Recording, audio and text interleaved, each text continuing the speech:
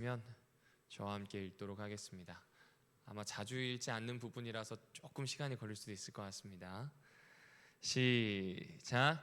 내 형제들아, 너희가 여러 가지 시험을 당하거든 온전히 기쁘게 여기라. 이는 너희 믿음의 시련이 인내를 만들어내는 줄 너희가 알미라. 인내를 온전히 이루라. 이는 너희로 온전하고 구비하여 조금도 부족함이 없게 하려. 아멘. 감사합니다. 오늘 제목은 나와 있는 것처럼 시험, 주객이 전도되지 않게 하는 장치라고 하는 제목으로 말씀을 좀 나누려고 합니다. 지난주를 한 3줄 정도로 요약하면 이렇습니다. 일단 야고보는 행위를 강조한 책을 쓰지 않았습니다. 야고보서는 그런 책이 아니라는 겁니다. 왜냐하면 야고보의 개인 경험으로 봤을 때 본래 친형 예수를 거부하다가 예수의 부활하심을 겪고 예수를 영접하게 되면서 완전히 달라졌습니다. 이를 성숙이라고 보았습니다. 그러니까 성숙에 대한 이야기를 하는 책이라고 보시면 좋을 것 같습니다. 그런데 오늘 이걸 조금 더 깊이 좀 말씀드려 볼게요. 야고보는 성숙이라고 하는 것을 단순히 넓어졌다 깊어졌다는 의미가 아니라 신앙에서의 성숙은 이건 것 같습니다. 제일 마지막 줄 보이시죠? 믿음의 불균형을 바로잡기 위한 책이라는 겁니다. 그러니까 여러 사람들이 지푸라기 서신이다, 우리가 너무나 잘 알고 있는 이야기인데 왜 이렇게 작은 것까지 꼬치꼬치 세세하게 적었는가, 했던 말 왜 또 하는 것 같은가 라고 하는 이야기는 이 책의 진면모를 몰라서입니다. 핵심은 믿음이라고 하는 것이 한쪽에 쏠리지 않도록 그 균형을 잡아주는 책이 어떤 책이라고요? 야고보. 그리고 이를 성숙이라고 볼 수 있습니다. 여러분, 그 신용복 교수를 혹시 아시는지 모르겠습니다. 이분이 시국이 좋지 않을 때 감옥에 들어갔던 사람 중에 한 사람입니다. 평가는 다양하지만 이분이 감옥에서 썼던 책들 중에 좋은 책들이 꽤 많습니다. 그 중에 한 책에 보게 되면 자기와 감방 동기가 된 한 노인의 얘기가 나와요. 이 노인이 들어오자마자 뭐 하기 시작하냐면 계속 그림을 그립니다. 그림을 그리는데 집 그림을 그리더래요. 근데 여러분, 집 그림 그릴 때 여러분은 어떻게 그리시나요? 이렇게 편하게 그리실 때 지붕 먼저 그리고 벽 세우고 밑에 대충 네모 반듯하게 하면 집이 나옵니다. 그렇죠? 이 초등학교 수준을 못 벗어난 거예요. 근데 이분은 여기 있는 그림처럼 밑에 기초를 잡고요, 기둥을 세우고요, 벽을 만들고 창문을 그린 다음에 제일 마지막에 지붕을 얹어요. 이거 뭐 하는 순서예요? 집 짓는 순서예요. 그렇죠. 그러니까 이분이 집을 지어 본 거예요. 집을 지어 봤기 때문에 이렇게 하는 겁니다. 여러분, 이 이야기를 갑자기 왜 드리냐면 믿음으로 얻는 구원에 대한 이야기는 기초와 벽과 기둥과 같은 겁니다. 그런데 여러분, 이 기초 그리고 기둥, 벽은 사실은 무엇을 세우기 위한 거예요? 지붕을 세우기 위한 겁니다. 집을 짓는 가장 중요한 것은 외부로부터 나를 보호하기 위한 거잖아요. 아무리 벽이 잘 갖춰져 있어도 지붕이 없으면 날씨에 그대로 노출이 됩니다. 그러니까 지붕의 무게를 견딜 수 있도록 하는 게 건축이라고 저도 들었거든요. 야고보서는 지붕을 쌓는 책이라고 생각하시면 돼요. 믿음이라고 하는 것으로 기초를 다 올려놓고 결국 이게 무엇으로 나타나야 되는가, 이게 어떤 집인가 라고 하는 이 모양, 지붕을 만드는 책이 어떤 책이에요? 야고보서. 이렇게 보아주시면 좋을 것 같습니다. 야고보가 이걸 왜 썼는지 생각해보면 아마 이렇게 생각하시면 좋습니다. 지난 시간에 설명드렸지만 이 배경이 가장 큽니다. 여러분, 구원은 믿음으로 받습니까? 아니면 유대 율법 혹은 전통을 지키는 행동으로 받습니까? 믿음입니다. 그럼 이 믿음에 유대 전통이 들어갈 어떤 건더기가 있습니까? 없습니까? 없습니다. 그래서 이 믿음에 대해서 전파하는 것이 우리가 느끼기에는 당연합니다. 그런데 문제는 이 당시에 대부분의 유대인들은 어떻게 생각했냐면 여호와 하나님을 믿는다 이퀄 우리가 가지고 있는 전통 안에서 성실하게 산다, 그것이 곧 구원과 직결된다라고 생각을 했습니다. 그런데 바울이라고 하는 한 사도가 나타나더니 유대 전통과 상관없고 예수가 이뤄 놓으신 그 모든 공적을, 그 공로를 뭐 하기만 하면 돼요? 의지하면 된다, 믿으면 된다라는 이야기를 하기 시작합니다. 이 이야기가 당시에 퍼져 있었던 이야기와 달랐기 때문에 사람들이 좋아하지 않았을 뿐더러 아무리 그리스도인들이라 그래도 혼란스러웠어요. 너무나 어려웠습니다. 그래서 이것을 사도행전 15장에 보면 총회에 붙입니다. 바울이 도대체 어떤 이야기를 하는지 제대로 드러나보고 시작합시다 라고 이야기해서 바울이 제대로 이야기합니다. 그리고 그 분위기를 보면 얘기하자마자 아주 뒤숭숭해지죠. 그 뒤숭숭해지는 때에 갑자기 베드로가 나오더니 이 말이 맞아, 우리는 유대교와는 조금 상관이 없는 것 같아 라고 이야기를 해요. 그리고 제일 마지막에 누가 나와요? 예수의 형제인 의인 야고보라고 부르는 이 사람이 나와서 당연히 맞지라고 하면서 믿음으로 얻는 구원이 우리가 공식적으로 가져야 되는 가르침이자 기초라고 하는 것을 이야기합니다. 자, 그런데 이렇게 되고 나니까 우리랑 비슷한 것 같아요. 믿음만 있으면 된단 말이지. 오케이, 쉽게 가자.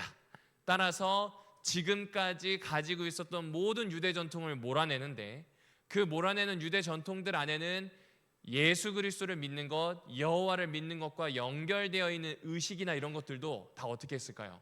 깡그리 날려버리고 깡그리 밀어내버리고 그냥 사는 겁니다. 여러분, 사람은 믿는 대로 행동하고 믿는 대로 자신의 행위가 나오게 돼 있잖아요. 그런데 그것을 믿는 것과 행위를 완전히 똑 잘라버리는 이단들이 나온 거예요. 그러니 야고보가 안 되겠는 거예요. 다시 말씀드리지만 성숙해야 되겠다. 어떤 방식으로요? 믿음이라고 하는 것은 이런 겁니다 라고 하는 매우 균형진 감각을 가질 수 있도록 이 책을 쓰기 시작하는 겁니다. 그래서 여러분이 신약 성경을 쭉 읽고 가다가 야고보서에 딱 왔을 때 이런 생각을 하시면 됩니다. 아우, 왜 했던 얘기 또 하냐가 아니라 이게 균형입니다. 귀찮은 것 같아도, 그리고 이 이야기가 믿음에 비해서는 약한 것 같아도 이 부분을 간과하게 되면 한쪽으로 기울게 됩니다. 그러면 1995년도 이후에 우리나라에서 계속 나왔던 이야기, 개신교는 혹은 기독교는 값싼 은혜만 믿는구나 라는 이야기로 치우칠 수밖에 없습니다. 이건 재림교회도 마찬가지입니다. 아무리 우리가 조사심판에 대해서든 성품에 대해서든 이야기하더라도 야고보서로서 균형을 잡지 않으면 신약 성경을 제대로 읽은 거라고 볼 수가 없다는 겁니다. 자, 그럼 도대체 어떤 이야기를 하는지 한번 볼까요? 2절입니다. 제가 새한글 성경으로 가져왔습니다. 나의 형제 자매 여러분, 여러분이 여러 가지 유혹에 맞닥뜨리게 될 때에 그것을 오롯이 무엇으로 여기라고요? 그렇죠. 근데 이 유혹이라고 있는 단어는 시련도 되고 시험도 되고 검증도 됩니다. 자, 한번 여러분 여쭙겠습니다. 지금 예배 드리는데 갑자기 전화가 와요. 우리 집이 넘어간답니다. 어떠실 것 같으세요? 기쁘게 여기실 수 있어요? 아이가 시험을 봤는데 떨어졌대요. 하필이면 화요기도회 끝나고 온 전화예요. 엄마, 나 떨어졌어. 1년 더 재수해야 할 듯. 취업이 안 될 것 같은데. 여러분 어떠세요? 이러면 마음이 어떠신가요? 이거 기쁘게 받아들일 수 있어요? 없어요? 없죠. 저희 아버지만 보더라도 안 믿었으면 더 나았을 것 같아요. 믿으면서 시골 생활하면서 저희 아버지는 부귀영화 멀어졌습니다. 서울 소공동에서 잘 살던 한 젊은이가 갑자기 농부가 되더니 그 다음에 태풍 맞고 너무 힘들었어요. 지금도 힘드세요. 농사일이 쉽지 않잖아요. 왜 그런 선택을 하셨을까요? 그게 정말 기쁜 일이 될 수 있을까요? 우리는 이렇게 물을 수 있는 것 같습니다. 과연 시험을 기쁘게 여길 수 있겠습니까? 여러분 어떠신가요? 야고보는 여기에 대해서 한 3가지 정도를 이야기합니다. 한번 살펴보실게요. 3절을 한번 같이 읽어보실까요? 시작. 여러분의 믿음을 검증하는 일이 견뎌낼 수 있는 힘을 가져다 준다는 것을 여러분은 그렇죠. 믿음을 뭐 한다고요? 검증한다라고 표현합니다. 그런데 잘 생각하셔야 됩니다. 처음부터 믿음을 드러내는 사람은 사실상 믿음이 없는 사람인 경우가 많습니다. 희한하죠. 말이 앞서면 행동이 없어요. 희한합니다. 그러니까 무슨 이야기냐면 어려움이 와요. 시련이 오고 고통이 오는 건 믿는 사람이나 믿지 않는 사람이나 일반입니다. 언제를 봐야 하는가? 견뎌낼 만한 게 아니라 저기 밑에까지 갔을 때, 파멸 직전까지 갔을 때 어떻게 해야 하는가를 봐야 됩니다. 여러분, 우리가 닥치는 어려운 일을 보면요, 똑같이 부정할 수밖에 없어요. 이건 밀어내고 싶지 않을 수 있는 게 아닙니다. 이 고통은 어떻게 좀 해결이 안 되기 때문에 최대한 멀리하고 싶지 가까이 가지고 와서 기뻐하고 싶지 않습니다. 그렇죠? 그런데 이게 저 밑에 내려가야 돼요. 인간의 소망이 다 꺾이는 지점까지 내려가 보면 믿음이 있는 사람과 없는 사람의 차이가 드러난다는 겁니다. 믿음이 없는 자에게는 모르겠습니다. 그건 그 사람의 영역인 것 같아요. 근데 야고보가 얘기하는 건 그 모르는 영역이 아니라 우리가 알만한 영역, 믿음이 드러나는 영역에 대해서 이야기합니다. 어떻게 믿음이 드러날까요? 에베소서 2장 8절에 나오는 것처럼 하나님의 은혜의 선물을 고백하기 시작하지 않을까요? 똑같이 태풍 때문에 포도밭이 다 넘어갔는데, 똑같이 수해를 당해서 내가 가지고 있는 모든 비닐하우스가 다 넘어갔는데, 한쪽은 아이고 하늘도 무심하시지가 나오지만 반대쪽은 이만하길 다행이다, 하나님이 계시니 여기서부터 다시 시작하면 되겠구나, 혹은 그런 생각을 할 수 없는 더 깊은 일을 당했을 때 아이고 하나님 아버지 되시잖아요, 살려주시죠. 그런데 생각해보니 아무리 봐도 제가 빠져나갈 구멍이 없습니다. 그러니까 죽이든 살리든 맡기겠습니다. 이 차이가 있는 겁니다. 지금 믿음이 검증된다고 하는 것은 초반부가 아니에요. 거의 끝에 갔을 때예요. 거의 끝에 갔을 때에 무엇이 드러나는가? 이것은 시험이 아니고서는 찾아보기가 어렵다는 겁니다. 굉장히 유려한 말로 지금 야고보가 풀어주는 겁니다. 따라서 믿음이라고 하는 것은요, 지극히 작은 것이라더라도 드러나는 때가 있어요. 언제 드러날까요? 시험을 통과할 때. 이 과정에서 하나님이 나의 아버지, 나와 연결되어 있는 진정한 하나님이라고 하는 생각이 생기게 됩니다. 이로 인해서 진정한 믿음을 확인할 수 있으니 어떻게 하자고요? 기뻐할 수 있다라고 표현을 합니다. 결국 시험은 믿음이 가지고 있는 생명력을 증명하는 매우 중요한 요소입니다. 따라서 믿음을 가진 사람에게는 아무리 어려움이 있더라도 무엇이 있다는 이야기예요? 희망이 있다, 소망이 있다는 이야기를 해줍니다. 이게 첫 번째입니다. 그런데 야고보는 여기에서 한 발짝 더 나갑니다. 이 믿음이 생명력을 가지고 꿈틀꿈틀하기 시작하면 3절에 있는 일이 생기게 됩니다. 여러분, 개역 개정에는 이 인내가 온전해진다는 표현으로 나옵니다. 그런데 여기 보니까 견뎌낼 수 있는 힘이 어떻게 된다고요? 가져다 준대요. 견뎌낼 수 있는 힘이 생긴다가 아니라 견뎌낼 수 있는 힘이 어떻게 된다고요? 누가 이렇게 뚝 떨어뜨려줘요. 아무리 봐도 하나님에 대한 이야기겠죠.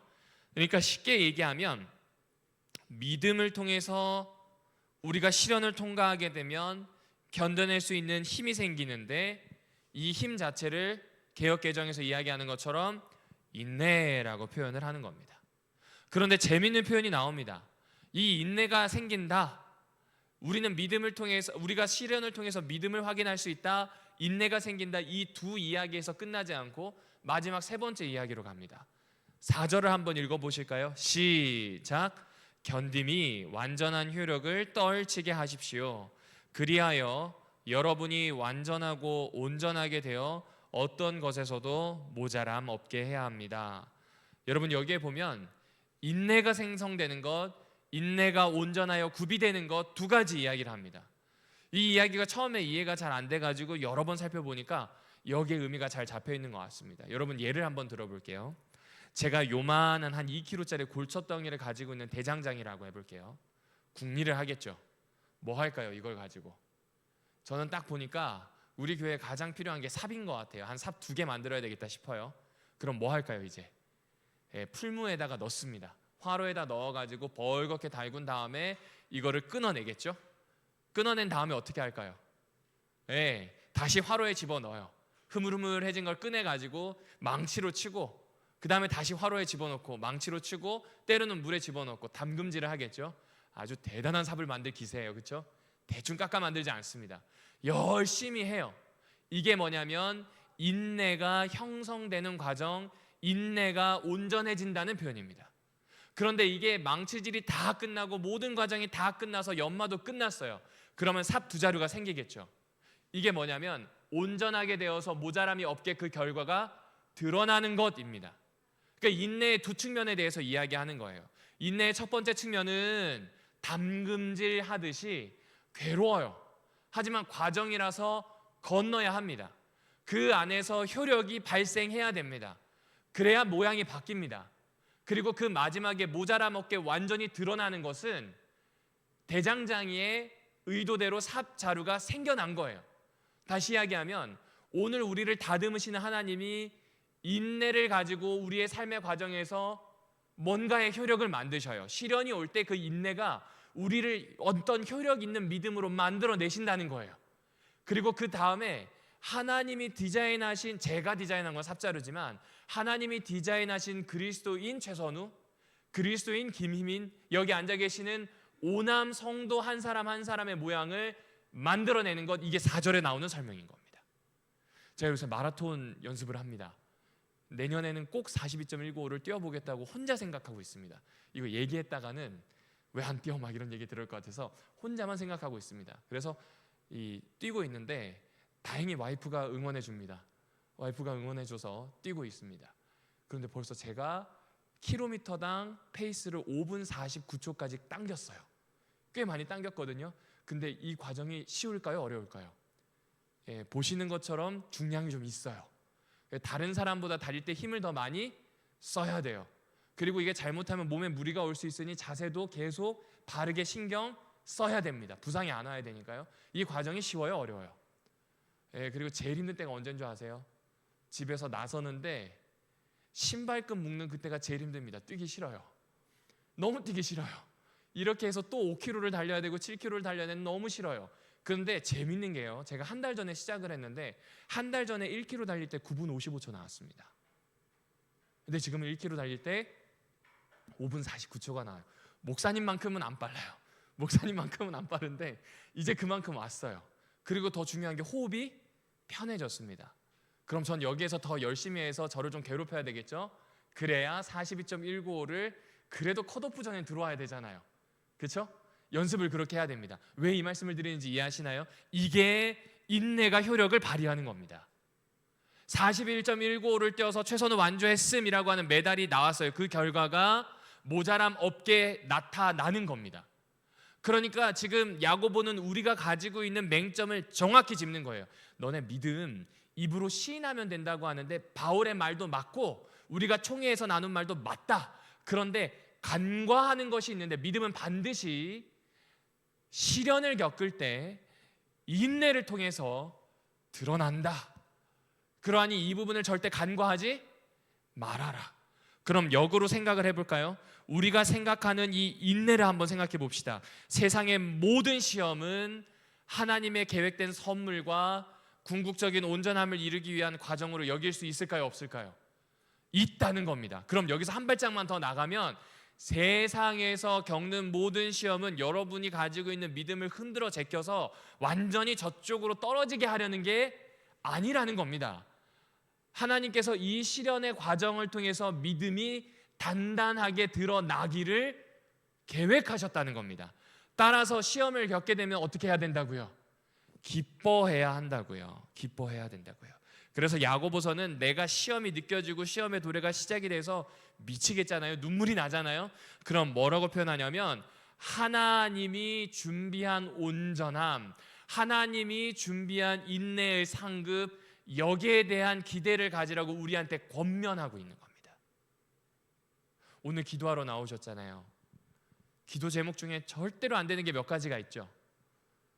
그리고 기도하면서도 느껴집니다. 이거는 안 될 것 같아요. 이거는 내 마음에 한이 쌓여도 안 될 것 같은 것들이 있습니다. 두려운 게 있으실 거예요. 안 돼요, 그런 문제는. 그런데 그것이 도래하는 것을 야고보는 매우 강조하고 있어요. 시작되었다는 거예요. 있다는 겁니다. 이게 있는 것이 왜 중요하냐면 하나님이 준비하신 온전함, 이것에 대한 기대를 가지라고 우리에게 권면하고 있는 겁니다. 요새 교회에 장례가 좀 많았습니다. 그리고 요새 교회 뭐 하다 보면 막 이렇게 몰려가잖아요. 아유, 올해는 왜 이렇게 힘들까? 이지만 역으로 생각하면 감사하다. 왜요? 그 모든 어려움들이 하나님께서 무언가를 나를 통해서, 우리 공동체를 통해서 풀어내실 것이라는 기대를 할 수 있기 때문에 그렇습니다. 이거 매우 중요합니다. 그러니까 저나 여러분이나 일상 다반사로 어려움을 만나면 짜증나죠. 화나죠. 다른 사람들과 똑같이 불평하죠. 부정할 겁니다. 그리고 저 밑에까지 절망할 겁니다. 괜찮다는 이야기예요.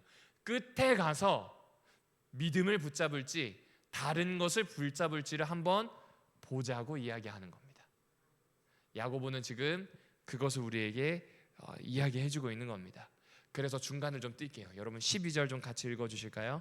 시작. 복이 있습니다. 시련을 견뎌내는 사람은 그가 검증되고 나면 생명의 월계관으로 받게 될 것이기 때문입니다. 야고보는요, 여러 가지 박해, 불이익에 시달리는 교인들에게 믿음을 따라 사느라 겪게 되는 시련 때문에 낙심하지 말라면서 이 시련 혹은 시험을 견뎌내는 사람은 복이 있다라고 표현합니다. 제가 굳이 여기 나오는 이 단어를 시험이라고 하지 않고 시련으로 사역을 좀 했습니다. 이게 뭐냐면 이 복된 까닭에 대해서 이야기해 주기 때문입니다. 한번 잘 생각해 보세요. 그리스도 안에서 살기 위해서 겪는 시련은 오히려 내가 참 그리스도인임을 증거하는 징표이기 때문에 그렇습니다.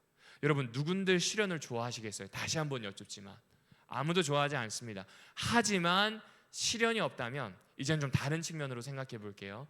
정신이 클 수가 없습니다. 얼마 전에 읽고 용기가 좀 되었던 구절입니다. 맹자의 고자하라고 하는 이 서편 중에서 한 부분을 가져왔습니다. 아마 이거 학교 다니셨을 때 보셨을 거예요. 제가 읽어드릴게요.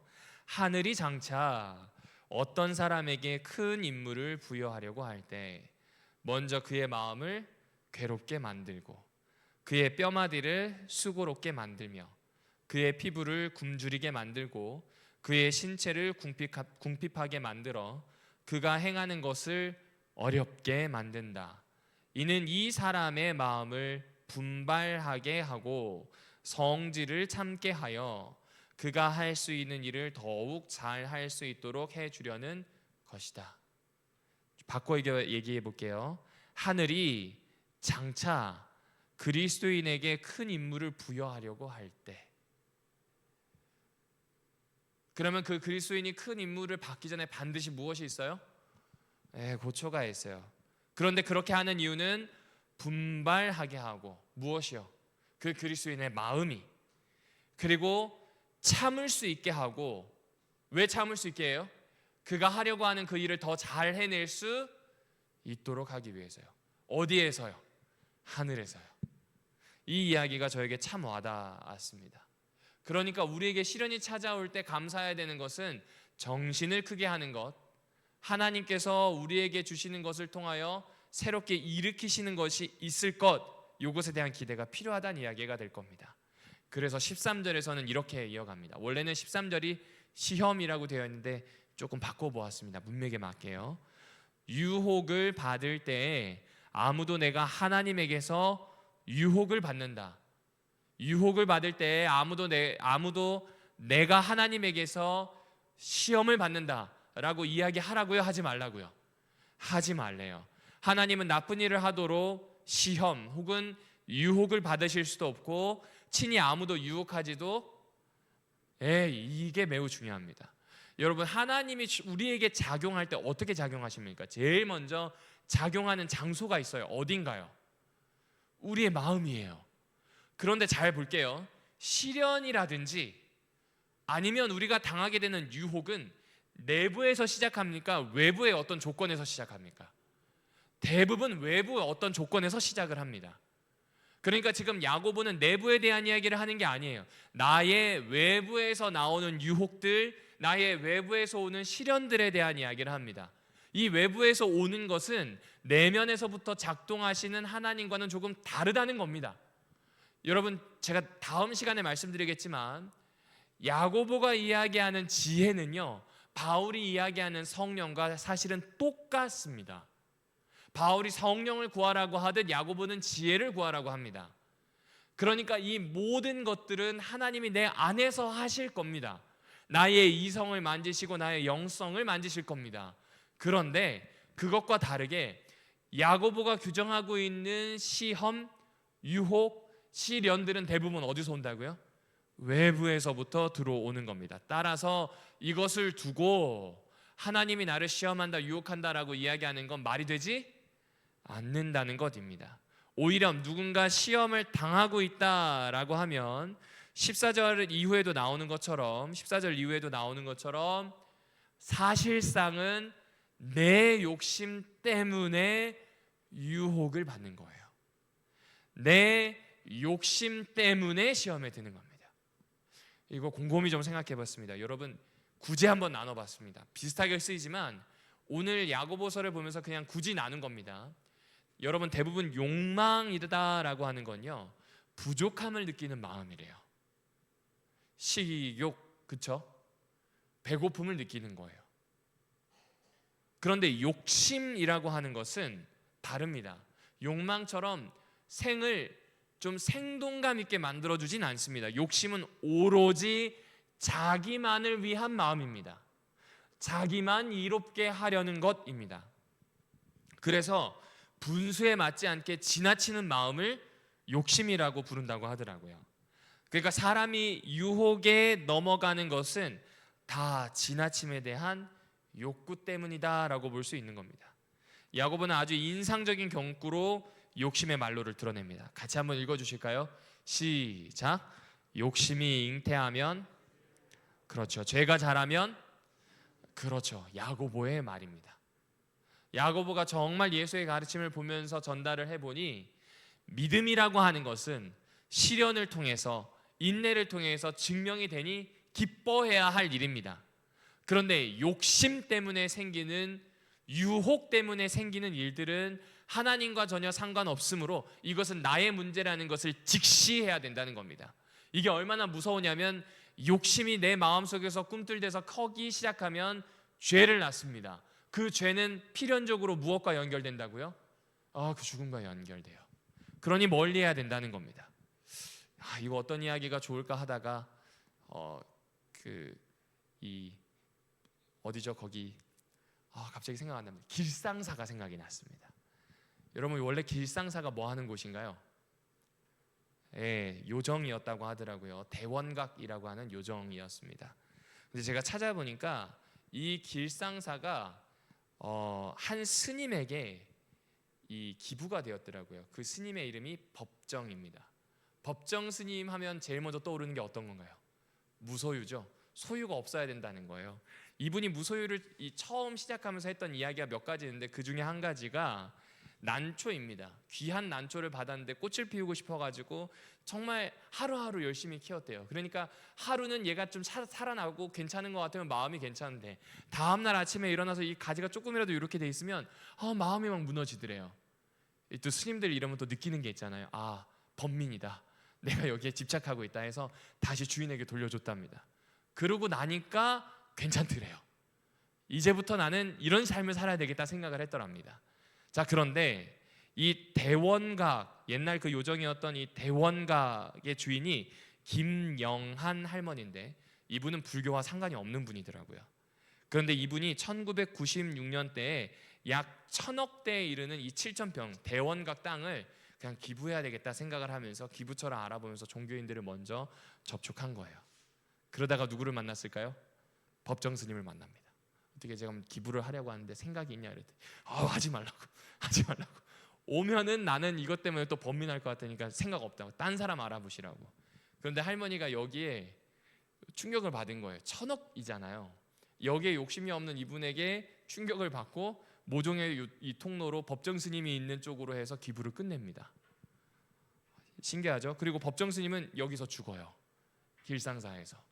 무소유를 이야기했던 하나의 뭐라 그럴까요? 그냥 대표적인 장소로 볼 수 있는 것 같습니다. 여러분, 이 이야기를 통해서 보면 딱 한 가지를 알 수 있죠. 욕심 부리지 않는 것이 이야기를 아름답게 만드는 경우가 참 많은 것 같아요. 그런데 욕심이 들어가게 되면 결국엔 무엇에 이를까요? 그 이야기를 해줍니다. 이 이야기는 불교에만 있는 게 아닙니다. 기독교에서도 아우구스티누스라고 하는 걸출한 신학자이자 수도사가 있습니다. 이 사람이 이렇게 이야기합니다. 나는 욕심의 박차 아래서 내 불행의 짐을 끌고 가는데 모든 노력을 다했다고 표현합니다. 그러니까 욕심대로 살았다는 거예요. 그러나 그 짐을 끌고 가면 갈수록 그것은 무거워지는 것뿐이었습니다. 고백록 제6권 6장 중에 나오는 이야기입니다. 여러분, 이게 사람입니다. 그러니까 쉽게 이야기하면 아무리 우리가 믿음을 가지기 위해서 시련을 인내하려고 해도 쉽지가 않은 게 가끔 그 시련 아닌 유혹이나 다른 것들이 들어왔을 때 우린 무너지기 쉽다는 겁니다. 왜냐하면 무거운 줄 알면서도 욕심을 어떻게 해요? 끌고 가요. 알잖아요. 내 욕심인 거, 부모 욕심인 거 아는데 자녀를 그냥 끌고 갑니다. 그렇죠? 끌고 갔더니 어떻든가요? 좋지 않은 결로가 있어요. 그런데도 끌고 갑니다. 내 건강이 허락하지 않는데 내 사업이라고 끌고 갑니다. 돈을 하기 위해서요. 끌고 갔는데 그 끝에 무엇이 있나요? 호스피스가 있어요. 이게 별 수 없는 사람입니다. 이 과정이 있으므로 지금 야고보는 우리에게 전달을 해주는 거예요. 아무리 시련을 잘 견디는 믿음을 갖추고 싶어도 이 일은 쉬운 일이다, 어려운 일이다. 어려운 일이다 라는 겁니다. 그런데 야고보는 17절에 이렇게 이야기합니다. 오늘의 마지막 성경절입니다. 같이 읽어보실까요? 시작. 온갖 좋은 선물과 온갖 완전한 선물은 위로부터 내려옵니다. 곧 빛들을 지으신 아버지에게서요. 아버지께는 천체들처럼 자리를 바꾸고 운동하는 일도 또는 천체 운동을 따라 그림자가 생겼다 없어졌다 하는 일도 그렇죠.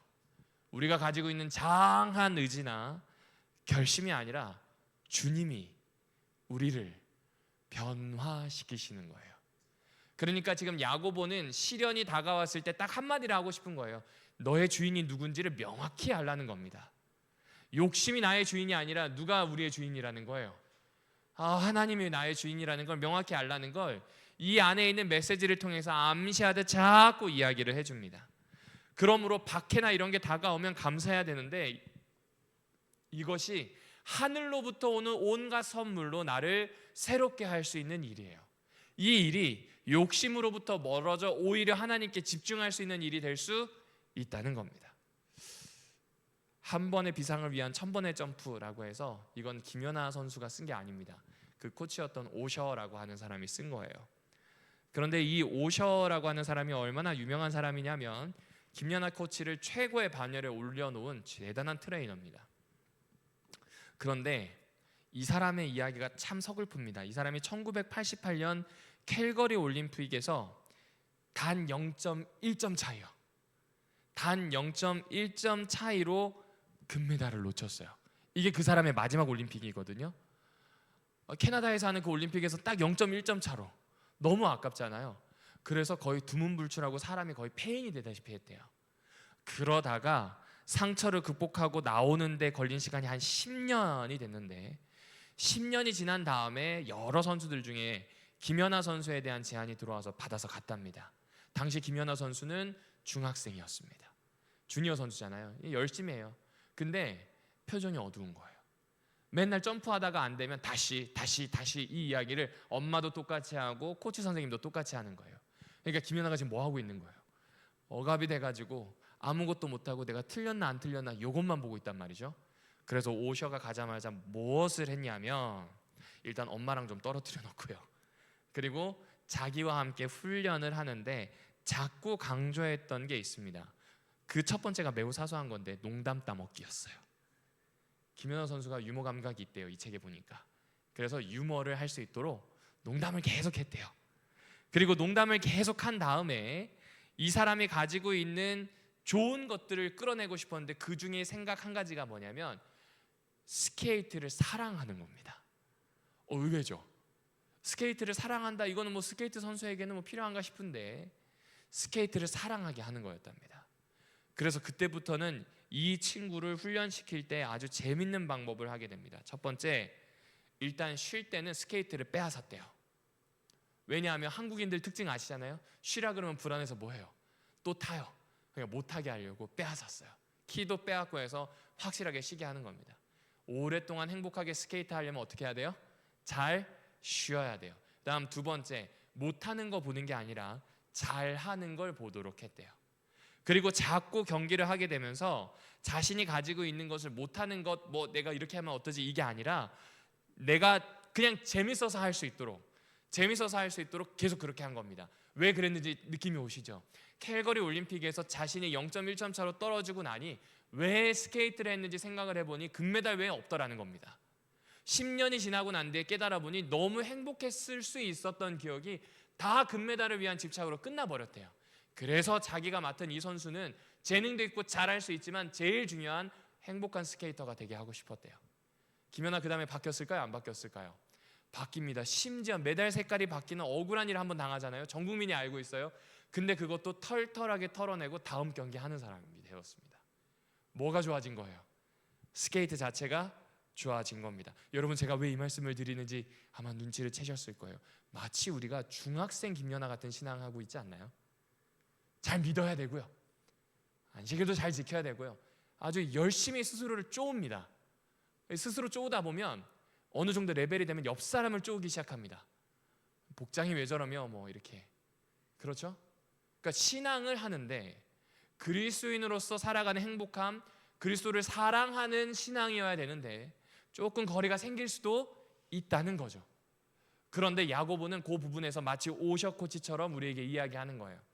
즐겁게 할 수 있다니까. 심지어 시련이 와도. 왜 시련이 와도 즐거워할 수 있는가? 인내가 나타날 거니까. 인내가 나타나는 게 왜 중요한가? 이제부터 분간을 할 거거든요. 욕망인지 욕심인지, 내가 가지고 있는 것이 믿음을 향한 길인지 다른 길인지를 분간하기 시작할 거거든요. 이게 분간이 되고 내 삶이 더 깊어지면 깊어질수록 하나님이 연결될 것이고, 결국에는 계속 암시하는 메시지가 있잖아요. 주인이 나의 욕심이 아니라 누가 돼야 된다고요? 여호와 하나님이 돼야 되고 예수 그리스도가 돼야 된다는 걸 은연중에 계속 이야기할 겁니다. 그래서 오늘 제목처럼 시험은 무엇이 되지 않게 하는 장치예요? 그렇죠. 주객이 전도되지 않는 겁니다. 이 정보현 장로님이 저희 집에 오셔서 안방에 앉아가지고 최선은 물 좀 떠와 이러는 일이 없어야 되는 거죠.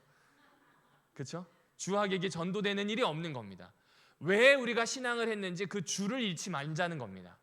객이 주가 되지 않도록 주가 될 수 있도록 하자는 겁니다. 그래서 시험이 필요하니 뭐 하지 말라고요? 이것을 업수히 여기거나 저주하거나 타부시 여길 것이 아니라 기뻐할 수 있다. 생애의 모든 순간에 어려움이 오더라도 어떻게 할 수 있다고요? 감사할 수 있다는 겁니다. 이 균형이 맞춰지기를 야고보는 초기 교회 식구들에게 요청하고 오늘 우리에게도 요청하고 있습니다. 다시 한번 요청드립니다. 사랑하는 오남교회 성도 여러분들이시여, 어려운 상황에 계시다면 정말 조심스럽게 말씀드립니다. 어려운 상황에 계시고 시련에 계시다면 기회로 생각해 주십시오. 그리고 하나님께서 여러분을 이끌어 주실 수 있도록 저 밑에까지 갔을 때, 다 끝나고 저 밑에까지 갔을 때, 다 포기하고 저 밑에까지 갔을 때 믿음을 발휘할 수 있게 해달라고, 온갖 좋은 것을 약속하시는 하나님을 욕망하고 좀 붙들 수 있게 해달라고, 그런 기도가 오늘부터 좀 시작이 되었으면 좋겠습니다. 모쪼록 그러한 하루, 또 남은 2024년 앞으로의 시간이 되기를 바라며 주님의 이름으로 축복합니다.